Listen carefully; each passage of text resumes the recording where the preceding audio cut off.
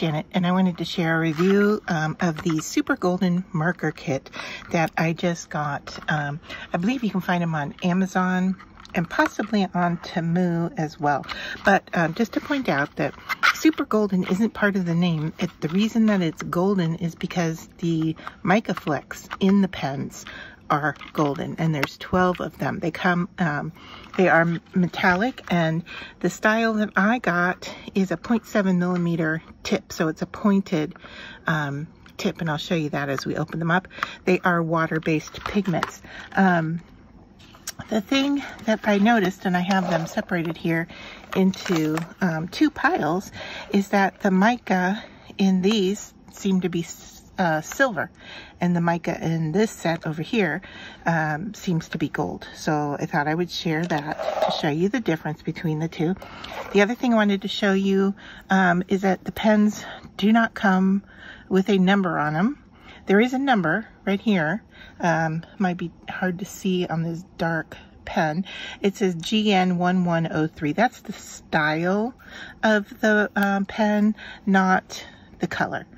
So the other thing to point out is that the end is clear so that you can actually see the color of the ink in there.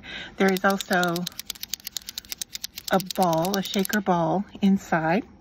And then as we take the cap off, you can see that it is a fine nib, and the nib is hard.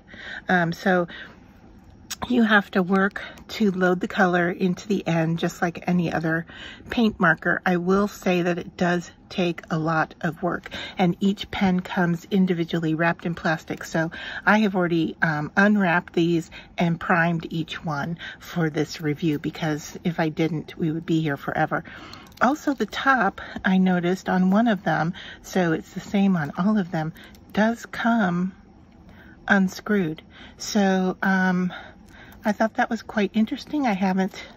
There might be other paint pens that do that. I just haven't seen them before. So we're just gonna go ahead and test these, and let me see if I can zoom in here a little closer so that you can see the colors.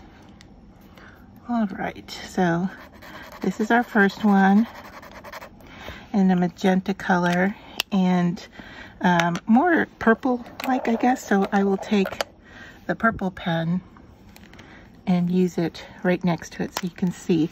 And as it dries, we see more of the mica in the color. This one is a turquoise. And they seem rather true to the color of the pen case. And this one's darker blue.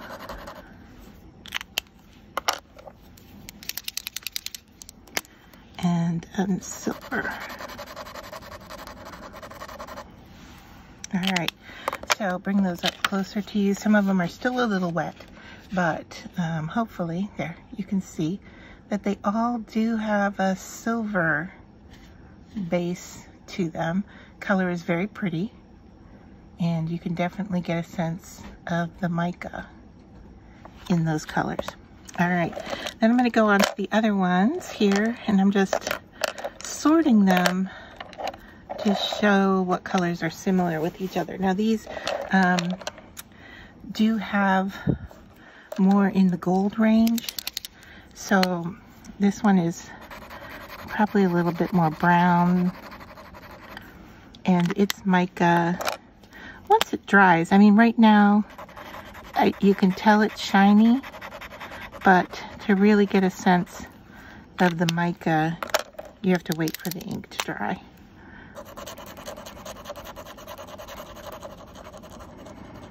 I know I'm putting down a coating here. I will just show you how thin the point is.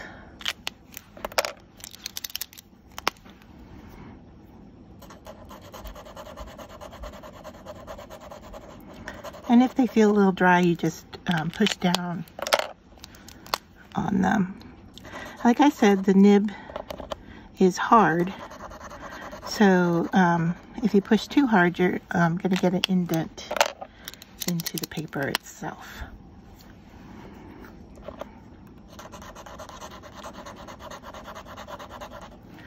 And I probably should prime these as I draw for you to give you a sense of what they look like instead of indenting on the paper. So to bring this up close for you, you can see that these do have mica in them as well, but they are a gold-based mica as opposed to these that are silver-based, even though it is called a gold set. Now the green here is still wet. So the mica seems to come up more after the ink itself dries. All right, so that's the 12 colors in the pack. And then it says that they're water-based. So I thought, you know what, let's take this and see. So I have stamped this, obviously not very well, with StazOn ink so that it's not going to move when it gets wet. So I just thought if we started with some of the color down here at the base of the petals, what would happen as we move it out? And can we move it with water?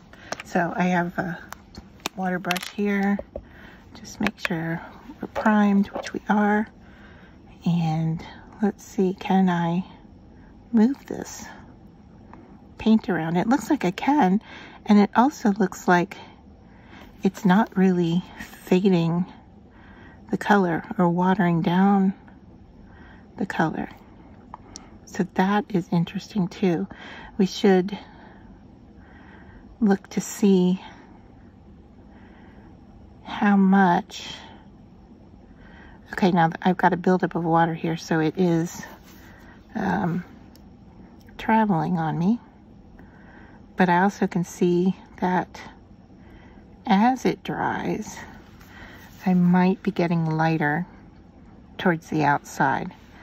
Let me just see if I can use the excess of what's on my brush here and what the difference I can get if I can get a lighter. I definitely can get a lighter pink color. I don't know that. Okay, here I see some of the mica coming with it. So you could even, like at first I drew the color right onto the flower, and I'm picking up color from there and bringing it over to this flower. But you could actually even draw on another surface and use that to bring your color in. So now here I'm getting a lighter, I'm sorry, I was on camera. I'm getting a lighter application, and I do see that the mica is coming with it. Now, can I build up the color? Let's see if I can make the centers a little darker.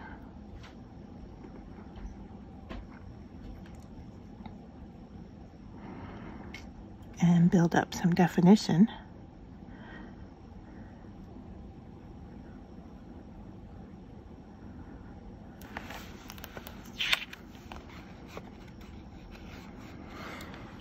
There's definitely a difference between here, where I just traveled the color over to the flower, which I really like how that looks, and then this one where I drew on it. You can definitely see the definition of where I drew the ink to where we're spreading it out. Now, if I blotted this, I'm even getting a slight mica ring around where I drew. So it does move with water, but I'm thinking that I like bringing the color in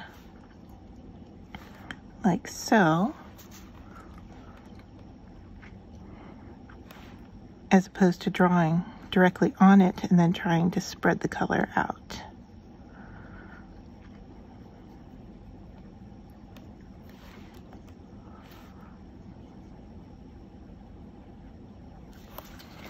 So I have this on a glass mat here. Let's see, can I just, yeah, I can draw onto the glass mat. Let's see, can I zoom you out a little bit so you can see? Here I have drawn on the glass mat, and I'm going to pick that color up with my paintbrush and then bring it over, and that is bringing in a much darker. But when the mica surfaces on there, it does leave a bit of a mica ring. I am not working on watercolor paper. I am working on cardstock.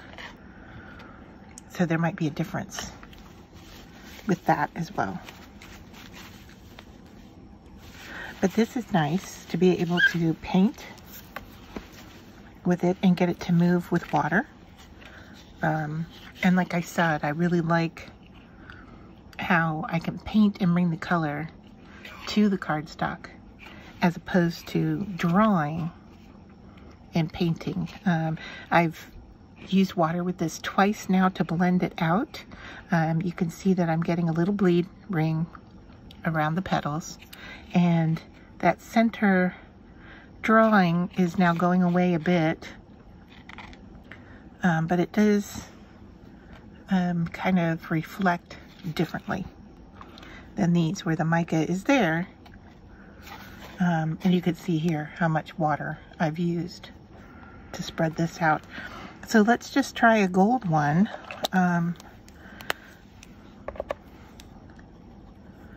Go in with this. Now this one is a red case, but it actually comes out looking orange.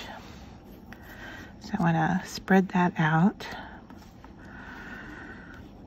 And I would like to put it right next to this. Let's go down here. And so I'm just putting a cover down of color first.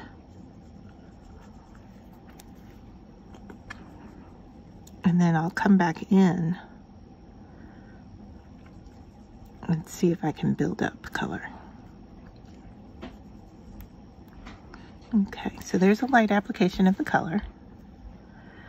And then I'm going to bring in a little bit more color into the center.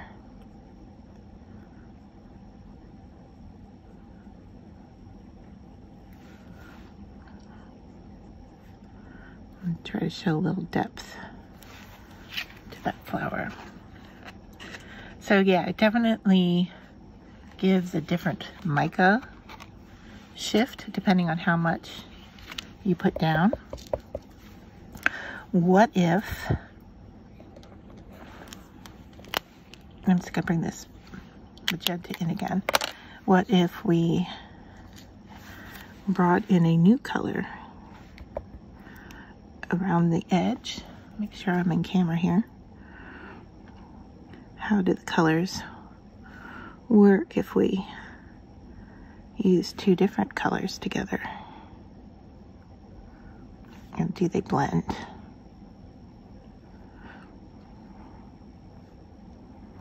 Okay, so on the paper here, it is subtle. I don't know if you can see that. I have it here on my glass mat. What happens if I mix these two together? Can I make a new color? And that does look different than what I've got down. Now that it was a silver and a gold paint. So that's a little different as well. And I'm wondering which mica. Yeah, I can see the gold in the center here, and I can see the silver around the edge. One more try. Let's try. I think I'm going to do the blues. Actually, yeah. Let's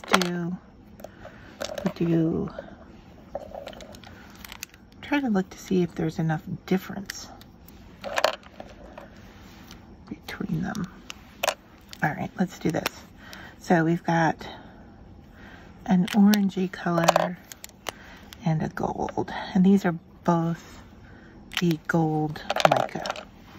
All right, so I'm gonna take the gold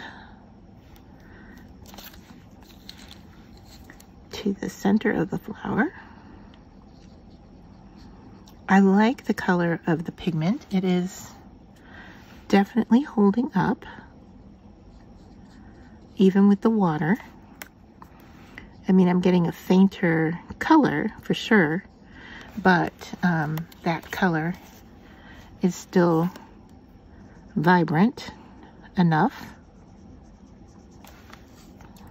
for us to build on top of.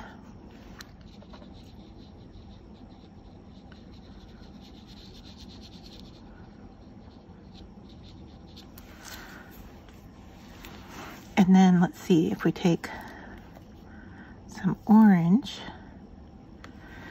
and let's just go around the edge out here and see what happens. I am getting a much darker application of the orange, and then I will just use some water to try to blend those two together. All right, so I've gone around the edge there, and now I'm just making sure that my pen is wet, and I'm going to work on that edge. It is quite wet. I'm not really getting a lot of pickup or blend with the color. It seems like once that orange is down, that was it. But if I bring some yellow in, or gold,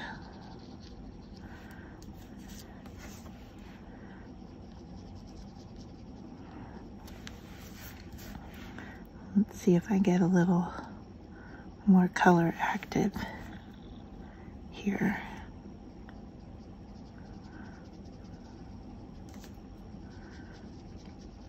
It's almost like it's just laying on top of each other as opposed to really doing much blending.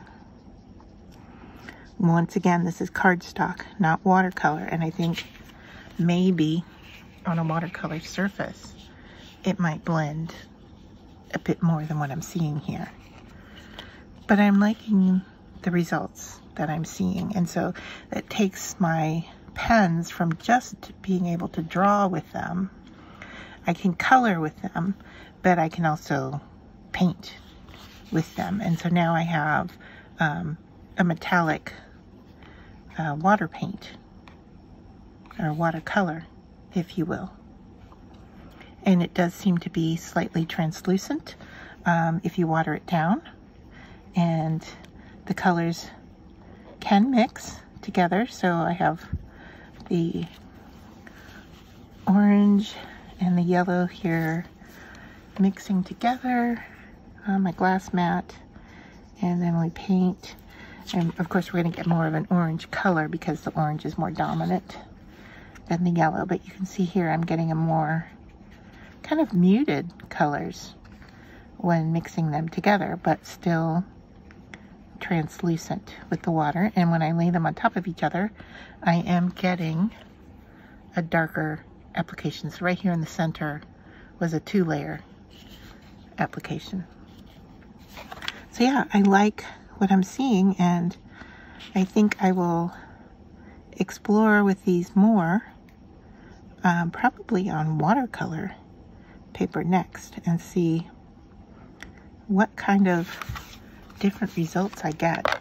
Now if we take, I know this is still wet, but if I take the gold and just color in that center, now it is opaque, and so it went over, if I can even pick some of this up, I don't think I can. But it, where the centers were black, this, it went over it.